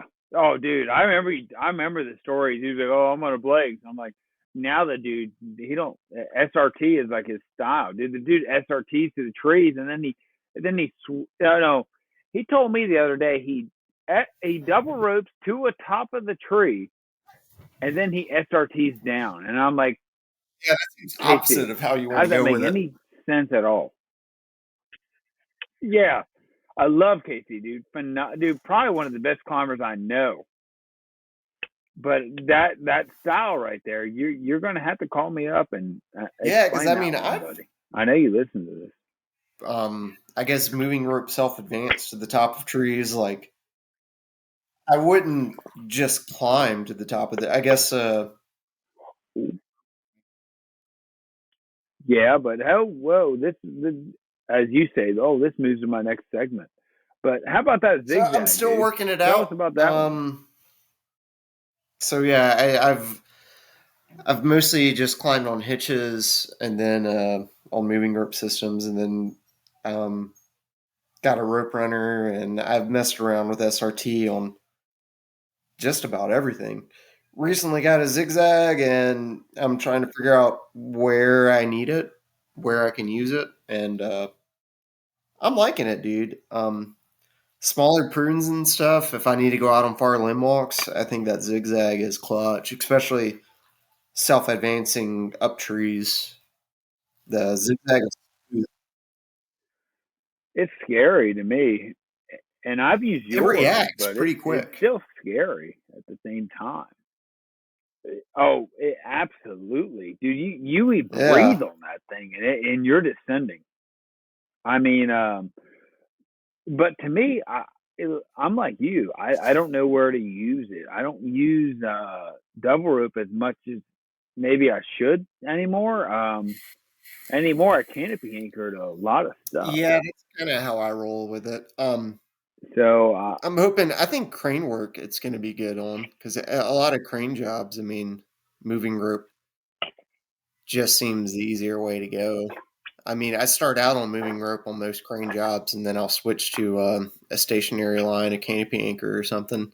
So hanging on to that moving rope system a little bit longer. I don't know. Um, I like it though. I mean, a hitch is cheaper. Let's say that. But you're not going to have to absolutely. replace a zigzag as much as you would a Oh, hitch. dude. Well, you got the. Well, let's put another prompt in here. Oh, Yeah, what Daryl Daryl's Stanley? good, You got that folks. from, right? Three strands. Is he three strand? Yeah, I was getting ready to say three strand Stanley. That has a good ring to it. But No, I think it's three strands TCS because I follow him still. yeah, he sold it to me. He was But running his gear they're truck, and now I'll have to touch base with him soon and see what he's up to. He's still kind of selling some gear, I think, that's left over. Gear truck's kind of on a hold for a minute until he figures out, how to run it. But or well, not even how to run it. I think he knows how to run it. I think he had a good plan. I was stoked he was at Southern last year, the comp, because you go through inspections and stuff, and if things fell, Daryl was right there, and he's a homie. He's just like, hey, I probably got it. And being a tree yeah, guy in the no, I field, a agree. top notch climber, um, trainer, mentor, and having the gear that you might want or need. There's no one I don't think better else to buy it from, and he can help you out and explain it. Yeah, he's good. Nope, I agree 100%, dude. Yeah, Hey, so there was something I wanted to share with you on this here. Um, so you and Zach Martin were talking about books, right? And me and my wife, we have a good library. And I was looking through the library. Literally, as we were moving, I pulled box open, and it had a bunch of books in it. And I said, "Hey, what's this book?" And it says "The Hidden Life of Trees," and I have it sitting here in front of me. And I was like, "Oh," and it says what they feel, how they The trees communicate, talking to each discoveries other. from a secret world. And it's yeah, Yeah. so it's by Tim Flannery, right? So I started reading this book, and literally, I wish I read it before I took the ISA exam. And the reason because of that is because, dude, it has great information about trees. And I'm going to send it to you because you sent me your ISA exam CD disc. So I'm going to send it to you down there when I send this whole stuff down, probably Yeah, when I go yeah, to dude. Charlotte. So I'll just give it to you personally. But dude, this thing is amazing. So if you guys are looking, look at The Hidden Life of Trees and read it. It says it's a New York Times bestseller, but I No, didn't that's even know we had it in our cool. library until we brought it up here. And I started reading it, and all this stuff is pretty gnarly. It's pretty awesome. Um, so I was pretty excited, and Devin was like, "Hey, don't be a nerd." Um, but Dude, I was like, I'd you nerd know, out, so I'm down. it's Especially my son, he's getting huge into Oliver's yeah. getting big into Pokemon cards right now, which has been yeah, Oh, dude, that's awesome. That's dude. I can't wait to let him get into we're Yu-Gi-Oh stuff, and we're gonna be battling each other, man. collecting now. We've got a collection. So it's been pretty fun. It made me sad when I started looking at prices of Pokemon cards like back in the day. Like I remember the first edition, I think it was like 150 cards or something, 151 maybe. And I had all of them when I was a kid. But I'm looking at the prices of what those things go for now. I'm like, Oliver, man, we need to get you a Charizard. And then it's like, we go to buy it. And I'm like, $600. Oh And I'm gosh, bummed. dude, I'm like, that's man, I used awesome. to own this card. Dude, well, dude, they're blowing up right now. I remember in the late '90s, my aunt going up to my cousin and be like, "Those Yeah. fucking Pokemon Yeah. cards are the devil," and being like, "Hey, dude," and he'd be like, "No," and he had books of them. I mean, dude, Yeah. probably like $1 million worth, right? And you're like, "Hey, so I obviously messaged my cousin. I was like, "Hey, do you still got them?" He's like, "No, dude." And I'm like, "But back in the day, people would be like, oh, they don't mean nothing." But now there's so much money. It Yeah. makes you feel old as shit. It does. And how much it's changed too. I mean, they've gone through, I guess, so many generations and editions. Oliver will be talking to me about a Pokemon he knows. And I'm like, man, those aren't real. And he's like, no, check it out. Here it is. And I'm like, oh, this is the ninth or 10th generation Pokemon compared to the first that I'm used to. It's like, I don't know what those are. Oh, dude, no, your son's already made me forfeit like about four Yeah, hundred yeah. dollars with the He's got an dinosaurs. So expensive don't dino worry. habit. He's got a very expensive dino habit. He's paying for a lot of his own dinos now too. I'm like, all right, dude, if you want to keep buying them, you need to earn them. But he's a good homie.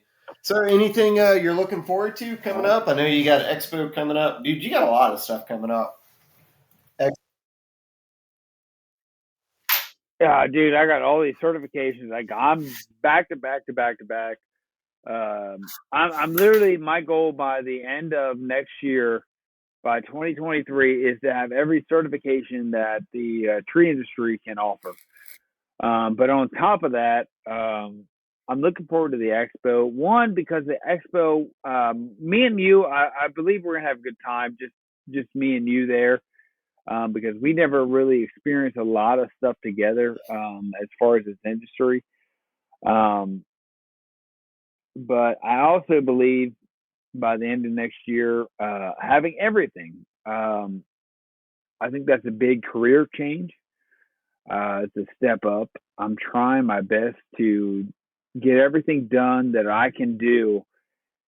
Not, and that's as far as taking tests. There's always Yeah. going to be something to learn with climbing, but I just want to be able to do pass all the tests that I can take. So, but we'll see how that all goes. And I'm hoping you can even get all that stuff done too.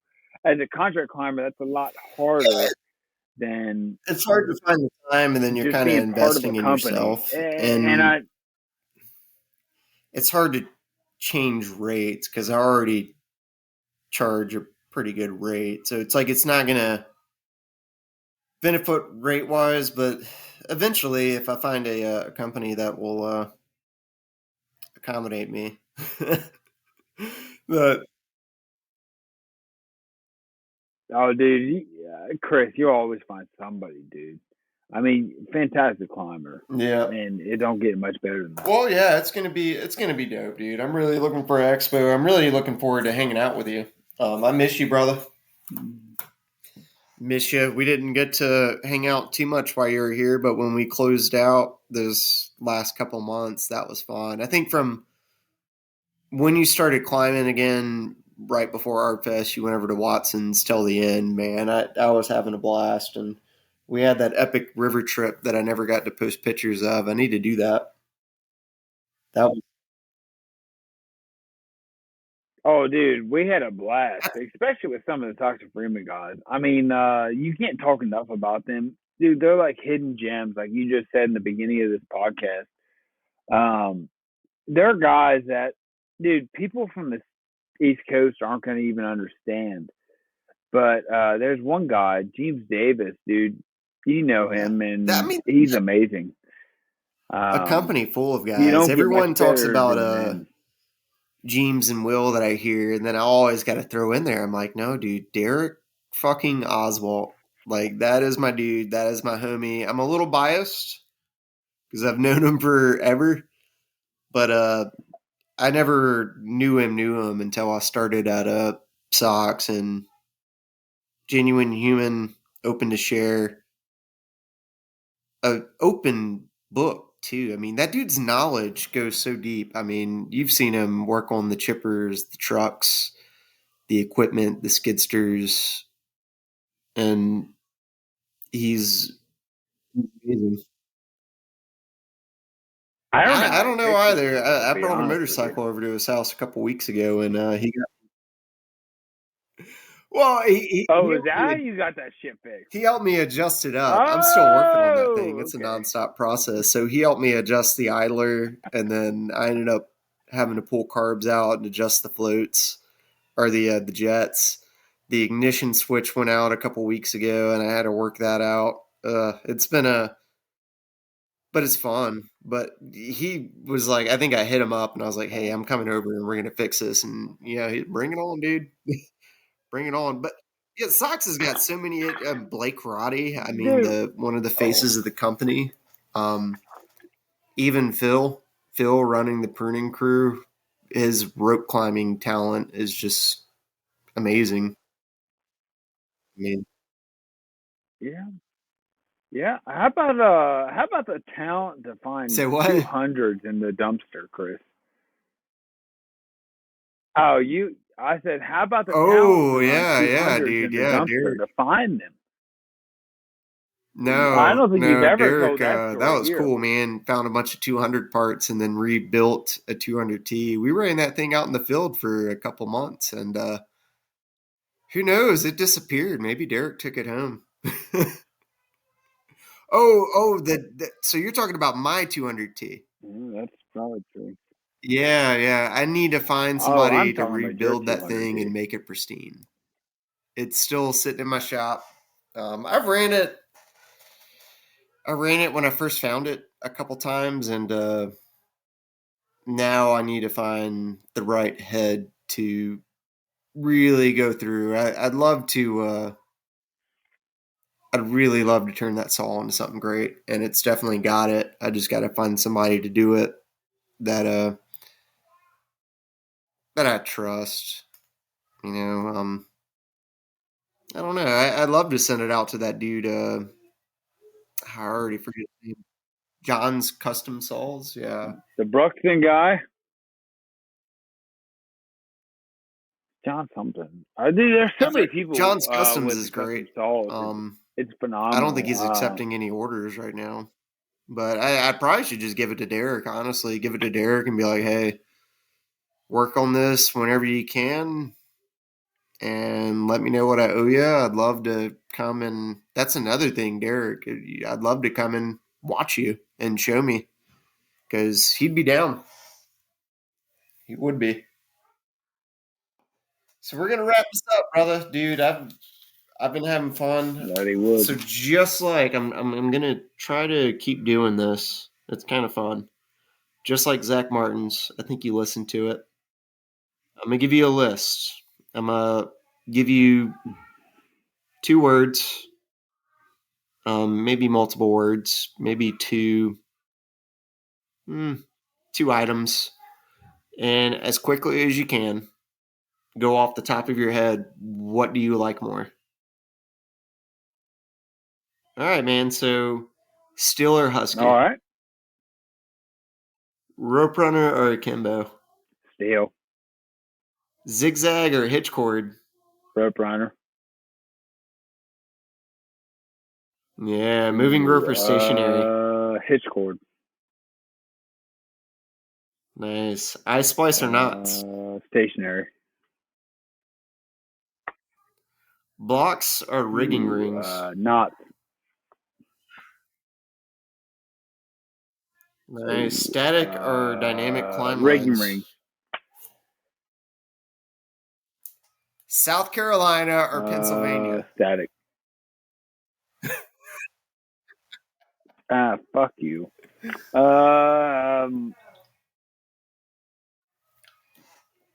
Dude, I need to get up there. Pennsylvania. So I think I told you the story way back in the day. I think I was just getting out of the Navy.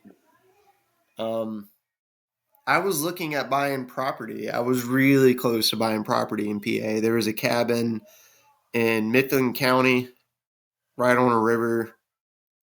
Wanted it so bad. And I was really close to buying it. Luckily, I didn't. But maybe I should have. Who knows? Maybe there wasn't a luckily. PA looks great, man. PA looks great. We'll have to get you up here, dude. Like I'm saying, it's amazing. I enjoy it. The company I work for is awesome, dude. Everybody up here is country boys, and they enjoy it. And I also know down there, people enjoy it. So it's a hard Yeah. miss. It's all about what you like to climb. To be honest with you, you have great trees up there, regardless of oak. Sweet gums, you have pines, and here you have what sycamores, oaks, and sweet gums and pines. They all grow differently in each region. But yeah, dude, I appreciate you bringing me on here and being able to do a lot of stuff. Yeah, dude. Yeah, I definitely Going need from to get up there. there. I got a good homie of mine from the Navy. He lives up there, and I've been, dude, I need to visit him. It's one of those things, you know, this military is, we lose a lot of folks, not even time in service, but out of service, mental health issues and stuff. It's unfortunate.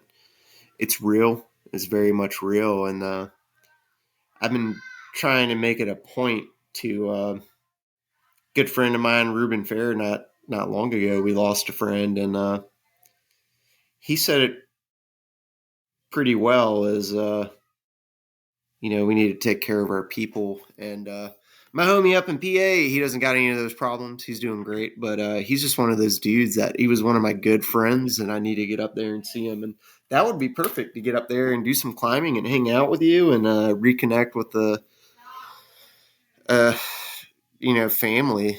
He was one of those dudes that were family, and your family to me as well. So yeah, the mental health issue is that's, I guess, one last thing I want to touch on. I meant to kind of talk with Zach about it in the Marine Corps, and I know you've got friends that dealt with it as well. That's a real, Oh, dude, 1,000%, dude. That shit, it's hard home, and everybody deals with situations to themselves, and the military don't appreciate it. It is what it is. I mean, that's why we seek adrenaline. That's why we seek camaraderie and seek the brotherhood that we have, the sisterhood that we have, and we love what we do because if we Yeah, didn't, you never know, man. you never People that know. homies that I've met through the military, I've known two or three now. You know, wouldn't expect it. Wouldn't expect those things, and it happens. You said even in the industry, 1 minute you're there, 1 minute you're not, and unfortunately, shit happens, life happens, and sometimes it's not an excuse to not be able to. That's one thing I really love about Ryan Farrow is that dude is always. I love his stories in the mornings. He's always spreading the vibes. He's always happy. I'm not that guy, unfortunately. I need more coffee.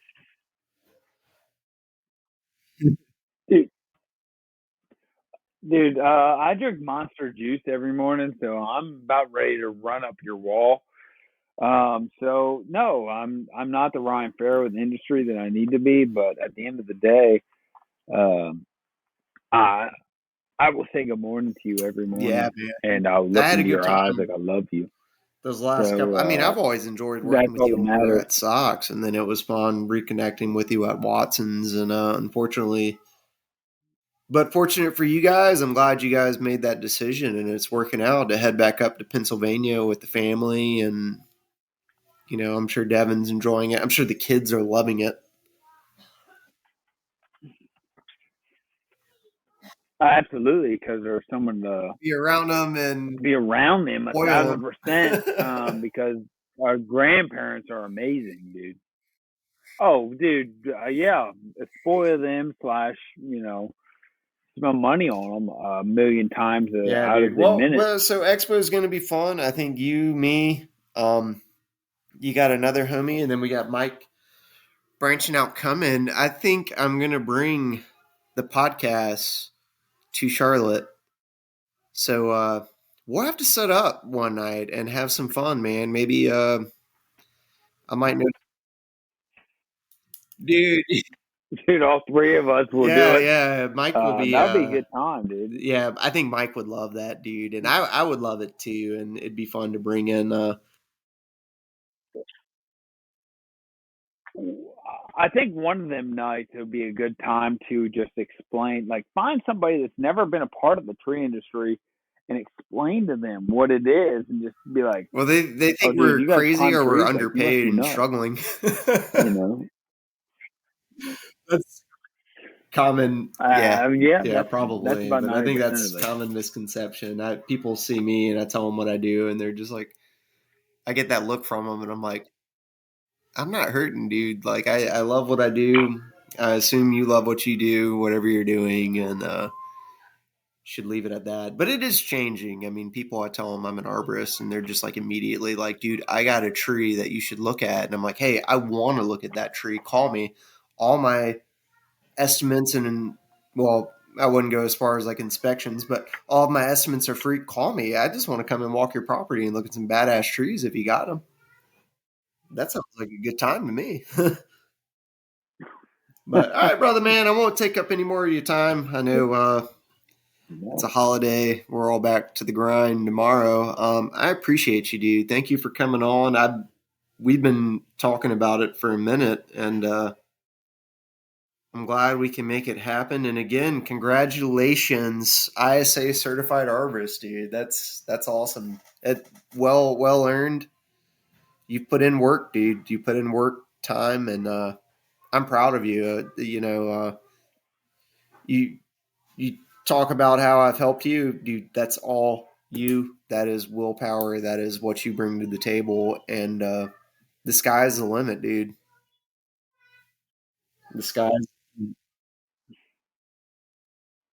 Well, brother, I appreciate it, man. Thanks a lot, dude. And like I said, Chris, you've helped me a ton. Everybody in the industry, any tidbits that people give me, you got to Yeah, soak brother. in it, We'll get in them and you hugs got and to just kisses run on with it. Expo, dude. I'm looking forward to it. So, It's gonna be dope. And if there's any way I can help you, pick you up from the airport, take you back, dude, let me know. Um, I'll be up there anyways, and let's do it. Yep. You have a good night, dude. Later, bud.